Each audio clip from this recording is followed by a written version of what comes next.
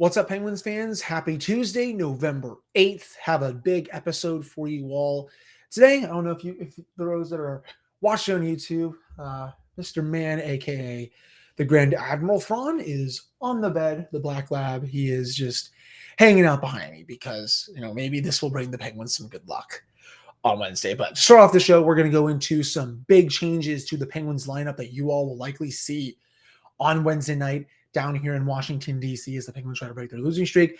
And then we will preview the game against the Capitals, go over their lines, go over how they looked against the Oilers, and go into some keys for how the Penguins can snap their losing streak and also beat a team that's kind of in a similar situation to where the Penguins are at. So that's all coming up for today's episode, and it'll be right after this. You're Locked On Penguins, your daily podcast on the Pittsburgh Penguins, part of the Locked On Podcast Network, your team every day.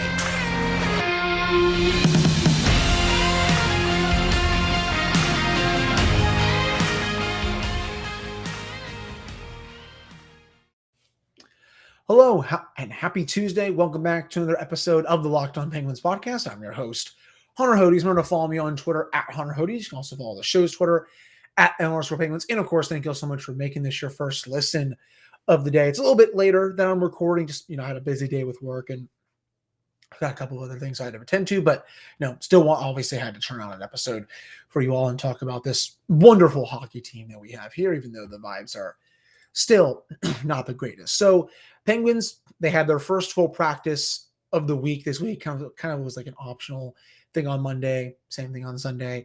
And Mike Sullivan has made some massive changes. For those that are not on social media, those that don't go on the Penguins app or something and look at the interviews and you come here for your news, there's a lot of big changes. So the top six remains the same. That's really the only thing that remains the same. Guentzel, Crosby, Rust, Zucker, Malkin, Rakell. You all know my thoughts on that. I would put Rakell up on the top line. I would put Brian Dumoulin back with Evgeny Malkin. I think Rust has been better with Malkin this season. I think Rakell has been better with Crosby.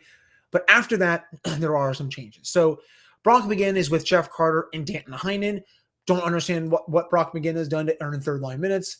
And then Philip Hallander is with Ryan Poehling and Josh Archibald. So it looks like Archibald is going to be back in the lineup in DC. He just had to miss that one game. Looks like he's good to go. So those are your top four lines. And I'm sure you're probably wondering, where's Kapanen? Well, he was skating with the extras today, Sam Poulin, Teddy Bluger. I know Bluger is traveling with the team to Washington right now. It looks like he's still going to be a healthy scratch. I believe that has something to do with them just not having the cap space to activate him. I know Taylor Haas was talking about how, because they sent down Drew O'Connor, if they were going to activate Bluger off LTIR, they would have to send Poulin down, and honestly, they might have to send Hallander down as well. The fact that they haven't sent anyone else down leads me to believe that Bluger is not going to be playing on Wednesday. I think he's getting close. I think it's just a matter of, them not rushing him back and also just, salary cap wise, figuring some stuff out. But Hallander, it looks like, is going to be making his season debut for the Penguins on Wednesday against the Capitals. He's been pretty good down Wilkes-Barre so far. Mike Sullivan was very complimentary of him after practice today, said, he just plays an all-around good team game. He's very fast, has a nice shot. He said they've been watching him really closely down in Wilkes-Barre so far, and he was very deserving of the call-up. And, he's going to get the first crack. He's going to get at least one crack at being on the fourth line with Poehling and Archibald. And yes, Kapanen looks like he's going to be a healthy scratch, and that's good for this team. He needs to earn his way into the lineup. You can't just have him keep stealing $3.2 million from you at this point. I think this is a good message for Mike Sullivan to send him. So you said to say, yay, I know you make $3.2 million, but you've been playing like crap. And when you play like crap, there's consequences, and we're going to put you on the bench, and we're going to allow some younger players. Excuse me. I lost my train of thought there. Okay. Anyways, yeah, we're going to allow some younger players to come in and try to prove themselves over you just because you have one goal in 12 games season. You have three goals in your last 50 plus games. As a member of the Penguins, you're not just going to be given a roster spot. So I really like that decision from Mike Sullivan. And then defensively, this is where the big changes were made. Marcus Pettersson is finally up with Kris Letang. God bless the Lord. He deserves to play with Letang right now. I'm going to go into some numbers in just a little bit. P.O. Joseph is with Jeff Petrie. Again, I think that's very deserving for POJ. He's been really good since, being a full-time member of this team.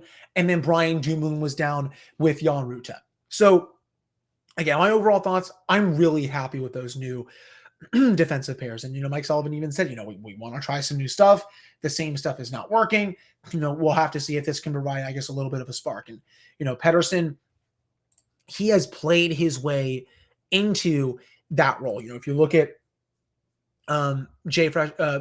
stuff from J-Fresh Hockey, expected goals for versus expected goals against, Pettersson is in that right corner with two-way dominance, and he's the highest above anyone of the defense. Letang is kind of in the everything is happening category. Dumoulin's a little bit down there. Jan Rutta is kind of in that two-way dominance with Jeff Petrie, but it's kind of on the line between him and Low Event. But Pettersson is way up there with, 3.5 goals, expected goals for per 60, and expected goals against per 60. He's only at about that 2.2 expected goals against per 60. Really solid stuff so far from Pettersson. He's kind of been carrying Petrie's corpse around all year. And this is right off the back of a very strong 2021-2022 season, again, from a defensive perspective. So I really do think that this could do wonders for Letang. People have been, I guess, a little nervous because Tanger has not been off to that great of a start. I've been saying that too, but could this be the key to unlocking him more offensively and to have him not worry as much about Dumoulin's deficiencies? I think this could be huge for him in that regard. And again, with the numbers for Pettersson, he's been excellent to start this season. So I am fully on board with that move. POJ, he's also been crushing bottom pairing minutes. It's time to see what he can do in a top four role. Maybe he'll be able to also carry Petrie's corpse around, but maybe it's the opposite where Petrie's able to, help Joseph a little bit. And, even though he'll be playing more minutes, no, I still think he should be able to be fine. As long as he's not playing in on the top pairing, that's okay. And then with Dumoulin and Rutta, I think I've been saying this a lot on my episodes. They were never going to scratch him. The Penguins have too much respect for Brian Dumoulin with what he has helped them accomplish over the years and the fact that he also makes a lot of money. They're not just going to put him in the press box when he's making $4 million. That's just a waste. What they're going to do, and I understand the reasoning for it, they're going to say, hey, we're going to put you on the bottom pairing. We know you're struggling. We're going to have you go up against some of those third and fourth liners like Jan Rutta has done. And if you're able to crush those and you're able to turn your game around a little bit, we'll give you more minutes again. If not, you're just going to stay down there a la Mike Matheson, a la Cody Ceci these last couple of years. Matheson, he was, how do I want to say this? I think Matheson was really good for this team, but again, he also crushed low deployment numbers just because he wasn't going out against the top competition. That is one of the main reasons why he had one of the best years of his career last year. Now, am I going to say that Dumoulin is going to do the same thing here? I don't know. Probably not, just because he's looked washed to start the season, but I see the reasoning for it. Hey, we're going to give you maybe 13, 14 minutes a night. You're not going to be playing 23 to 24 with Letang. See how you can do against players who, are not as good in the lineup. And if your numbers improve, that's big. So I definitely understand where the Penguins are coming from with that. I like these defensive pairings. I think you all should too. I know it, again, some people are going to be mad that Dumoulin is still in the lineup, but at the end of the day, they were not going to scratch him. And that was not going to happen. And then I would assume that I would also assume that Tristan Jarry will start against Washington. Power play, same stuff. Crosby, Gensel, Rust, Malkin, Letang. Second power play, Jason Zucker, Danton Heinen, Rickard, Rakell, Jeff Petrie. Jeff Carter, for some divine reason, he's on the second power play unit. Ryan Paling, Brock McGinn, Brian Dumoulin, and Jan Rutta as the first PK unit. And then PK2, Archibald, Hallander, Pettersson, Ruedel. That first PK unit, I just don't really know if that's going to fix a lot. Dumoulin has not been good on the PK this year. McGinn hasn't really been doing that much on the unit either, and I'm not really sure if Poehling is that good of a penalty killer either. I would honestly just put some of those players on from the second unit onto the first unit and see how that goes. Excuse me. And again, I every time I start recording, there's just some sort of weird cough that I get. I don't know. But so that wraps up this first segment about going over the lineup for the game against Washington, looking over at some changes, get my thoughts on those, and let me know what you all think. Do you all agree with the changes that Mike Sullivan is making? Would you prefer to see other changes that he hasn't made? Let me down in the comments on YouTube. You can also send me DMs and stuff on social media. If you're on social media, I would love to hear from you all on that. Now, coming up in the next segment, we're going to get into a full preview for the game against Washington. But before we get to that, my wonderful little BetOnline thing for everyone that watches on YouTube. It's your number one source for our sports betting info, news, and analysis this season. You can get the latest odds and trends for every professional and amateur league out there. From football to basketball to soccer and esports, we've got it all at betonline.net. And if you love sports podcasts, you can find those at BetOnline as well. We're always the fastest, easiest way to get your betting fix. You can head to the website or use your mobile device to learn more. That is BetOnline, where the game starts. All right, I'm back here on this episode of the Locked On Penguins podcast. I am your host, Hunter Hodes. Remember to follow me on Twitter at Hunter Hodes. You can also follow the show's Twitter at _Penguins. And of course, thank you all so much for making this your first listen of the day. Sorry about that. I didn't even hit me with my mic for just a second. But so first Penguins Caps meeting of the year. It's kind of similar to when they met for the first time last year. I believe that game was on November 14th, the day before my birthday, and that was the game the Penguins got absolutely walloped. It's funny, they played Ottawa the night before. They got crushed there, and then they got crushed out in Washington. That was when they just had their bad start to the season, when they were way out of the playoff race. I know they didn't have Sid and Gino for a lot of those games. I believe the game against Washington was Sid's first game of the year. He was just coming back from COVID, coming back from the wrist injury, but the Penguins, they got absolutely embarrassed in that game. But the Capitals so far this season, 6-6-2, definitely been inconsistent. They had lost 4 in a row prior to their game on Monday night, that game that they beat the Edmonton Oilers by a score of 5-4. That was a close game throughout. The Capitals were up 1-0 going into this second period. They were up 4-2 going into the third. The Oilers were able to make it a 1-goal game numerous times, but the Capitals were able to win that game 5-4. Alex Ovechkin had a goal. Dylan Strome had 2. Kuznetsov had 2. He's been playing a little bit better as of late. Strome has been a really good acquisition for them. Ovechkin's going to do Ovechkin kind of things. We all know he's the greatest goal scorer to ever live. But this is a Capitals team that is very banged up right now. You're going to be seeing some familiar faces in the lineup. You're also going to be seeing some players that will not be in the lineup. You look right here, their top line, Ovechkin, Kuznetsov, and Connor Sherry. Yes, Connor Sherry is getting top line minutes with them. Sonny Milano with Dylan Strome and Marcus Johansson. Second line, it could be a little bit better, but this is also a team that's missing Tom Wilson, and they're missing Nicholas Backstrom. And I think Wilson's expected to come back December, January. I have no idea when Backstrom is expected to come back. I don't even know if he's going to play this year. That's his goal, but he's been battling a serious back or hip issue for the last little while. Really hope that he's able to recover from that, because he's been one of the league's most underrated playmakers for a lot of his career.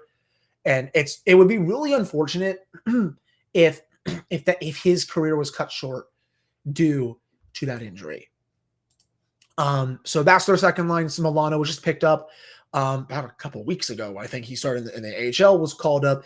Dylan Strome, really nice signing by them over the offseason. He played really well in Chicago last year. And then their third line, Anthony Mantha, Lars Eller, and Nicolas Aube-Kubel. Mantha has not been as good as some expected him to be after he came over in the Verona trade. Verona is dealing with some off-the-ice stuff right now, which is really unfortunate. Wish him the best of luck. But, Mantha, he's good in spurts, but he's also just been really banged up ever since he came over to Washington. And then Nick Dowd, Garnet Hathaway on their fourth line. Defensively, Eric Gustafsson, Trevor Van Riemsdyk, Martin Fehervary, Nick Jensen, Matt Irwin, Lucas Johansson. They are missing Dmitry Orlov and John Carlson right now. Carlson was expected to play on Monday, but they held him out. I think they also held Orlov out as well. Right now, I'm not sure if they're going to play on Wednesday. They both have been practicing a little bit with the team. They've been skating a bit. So I would not be surprised if they do play. If they don't play, again, those are two massive losses. Orlov, great top four defender, then Carlson, you know you're going to get a lot of offense from him. So if Carlson's in the lineup, expect him to be back on that top pairing. And then Orlov, he'll probably be on that second pairing with Nick Jensen or something like that. Darcy Kemper, Charlie Lindgren as their goalies. I would assume Kemper will start in this one. But, this is always a fun game to watch. It's always a fun game to cover. Pens Caps, it's one of the best rivalries in the league. It's a rivalry that I've been a part of for most of my life, I think, at this point. And, it's two teams that don't like each other. The fan bases absolutely can't stand each other. I went to school in Northern Virginia. I know a lot of Caps fans, don't get me wrong here. So, I think, in my opinion, it's the Penguins' biggest rival. It's close. I would say that rivalry's gone downhill the last few years. Rangers is definitely up as each other. And again, the teams as well, with Tom Wilson on one side, and Gino's done some stuff at times, and TJ Oshie as well. And of course, I forgot to mention, Oshie will not be playing in this game. He is hurt right now. He's going to be hurt. He's on injured reserve. Connor Brown, he is also going to be out for this game. So the Capitals are down 1, 2, 3, 4. They are down 4 of their regular forwards in this game. Honestly, 4 of their top 9 forwards, I should say. So they come into this game very banged up. And again, if John Carlson or Dmitry Orlov don't play, 2 of their top defensemen. So this is the game. The Penguins, they can definitely win this one, especially just because Washington has been struggling as of late. But I do think the Capitals, they were able to figure some things out against the Oilers.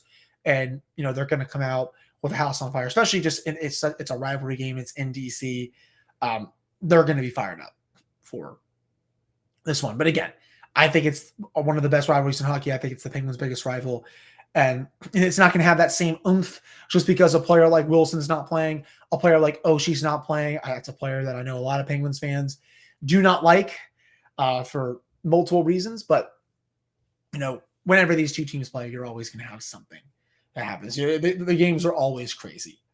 The Capitals last year, they took 3 out of 4 against the Penguins. That's, I think, the first time they've won the season series.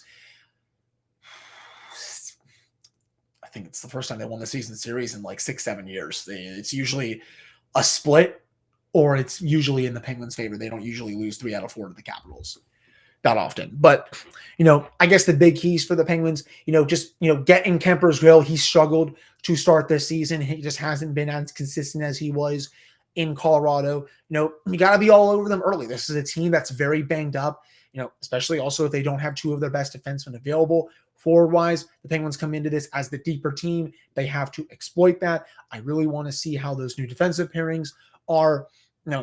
Can't be turning the puck over that much, especially to a team that has the greatest goal scorer to ever live. Evgeny Kuznetsov's been heating up lately. It seems like Connor Sherry always scores against the Penguins, no matter where he is, whether it's Washington or Buffalo. He's kind of just turning into Jordan Eberle at this point. And of course, if you can keep the Caps off the power play, that is huge. I've always said I think they have one of the most mint power plays in the league. They can set it up like it's no one's business. And they don't have Oshie on that unit right now. They don't have Backstrom. They don't have Wilson. But when you have Ovechkin at the left circle, when you have Kuznetsov down low, it's still a good unit. And Gustafsson's been at the point running things, and Johansson, Dylan Strome, it's not as scary. But again, if Carlson comes back, he can bomb it from the point. Ovechkin, you're going to get from him, and Kuznetsov's a very silky playmaker. So, they're not as healthy, but going up against a Penguin penalty kill that's been really bad for most of the season, I don't even know if their lack of health is going to, you all know what I'm trying to say. I don't really think that would make that much of a difference just because the Penguins PK has not been that good to start this season. So that's a nice little look at what to expect from the Capitals in this game. I thought they played really well against the Oilers. I was actually able to tune into that game and have my ears bleed a little bit when I listen to Joe Beninati. Honestly, I really won't dump on Joe Beninati. I think he's a great caller. I think he's a great play-by-play announcer. I think he's probably one of the best in the league. It's Craig Lawton that I'm just like, okay, I don't really, some of his takes are just a little much, but I thought they played well in that game. That was probably their best performance in over a week. That they beat a Oilers team that's, was well regarded as one of the top teams in the West. So this will be interesting. It's a big test for the Penguins and a team that badly, and I mean badly, needs a win right now.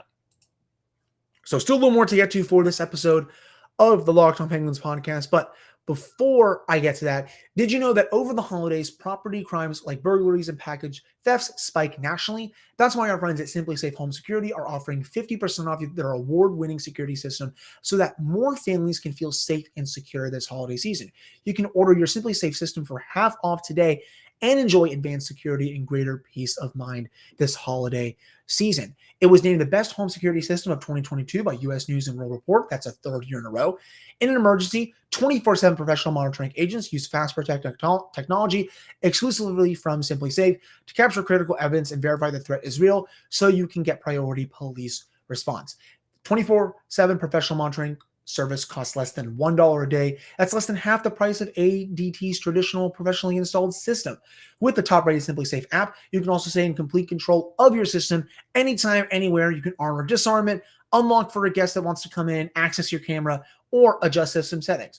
Don't miss your chance to save big on the only security system that I recommend.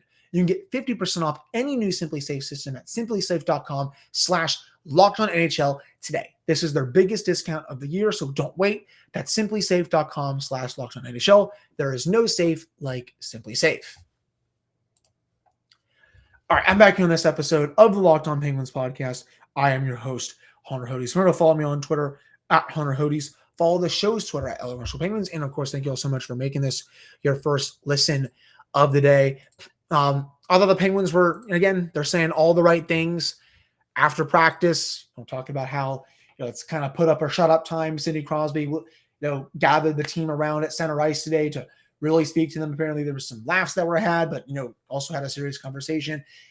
I'll keep saying this to you. If there's anyone that's going to lead the team back out of this rut and back into the playoff picture, it's going to be Sid. He's led this team for over the last decade and a half at this point. He is going to continue to do that for as long as he is here. Kenny Malkin, he's also going to have to keep playing well. I'm hopeful that the Penguins are able to get more goals outside of their top six tomorrow against Washington, and also more outside of Josh Archibald. I would love to see someone like Danton Heinen finally step up. Love to see Jeff Carter finally play well. It looks like he is going to be making his return as well after staying out for a couple of games. I know some people have been, again, waiting for Teddy Blueger to come back, but I think at this point it's just a wait and see process. But I know everyone is just dying for a win. I get it. But if anyone is going to lead them out of this, it's going to be the captain. Mike Sullivan is just going to keep, relaying, I guess, that same message to them, to get them out of this streak. I will also repeat this to Jens. I don't think they were as good as that 4-0-1 start, but I also don't think they're nearly as bad as this 0-6-1 losing streak. They should have had at least 3 wins out of this. I think their last 3 games, I think they should have won all 3. My opinion. I think if they would have had better goaltending in the Boston one, better goaltending in the Buffalo one, and if they were able to finish their chances more often against Seattle and also not had puck luck go against them, they win all 3 of these games, and I think we're looking at this game a lot differently right now. So we'll see. I'm not going to make a prediction one way or another, but obviously it would behoove the team to win this one. It's a rivalry game. You're down in D.C. There's obviously going to be a lot of Penguins fans there. You got the Pens fans will be at the steps after if they're able to get that win. That's one of my favorite parts of going to games there and just, watching videos on social media. I was at the steps a few times a few years ago, and it was so much fun. So, if this game can't get them out of it, I don't really know what will. And it doesn't get any easier after this. You go to Toronto on Friday, they go to Montreal on Saturday, they go to Toronto. Toronto comes to Pittsburgh next week, and then the schedule just it continues to get tough. So, they're not going to lose every game forever. I'll say that. I don't think they're going to lose something like 10 in a row, God forbid. But it would very much behoove them to win this game. So that'll do it for this episode of Locked on Penguins podcast. I will have a full game recap episode coming up for you all directly after tomorrow night's game. Remember, I believe that was the game is on TNT. It's their first game of their doubleheader. So look for it on that channel if you still have cable in your house. And I'll have a full game recap episode coming up right after that. Thursday, I'll have a full preview episode for the game on Friday against Toronto. And then Friday, I will recap that game after the game is over. And that will be your episodes for this week. Just had to plan it out for you all. So again, thank you all so much for listening to this one. I hope you all got something out of it. I hope you enjoyed listening to it. And I'll talk with you all on Wednesday. Let's see if they can get that win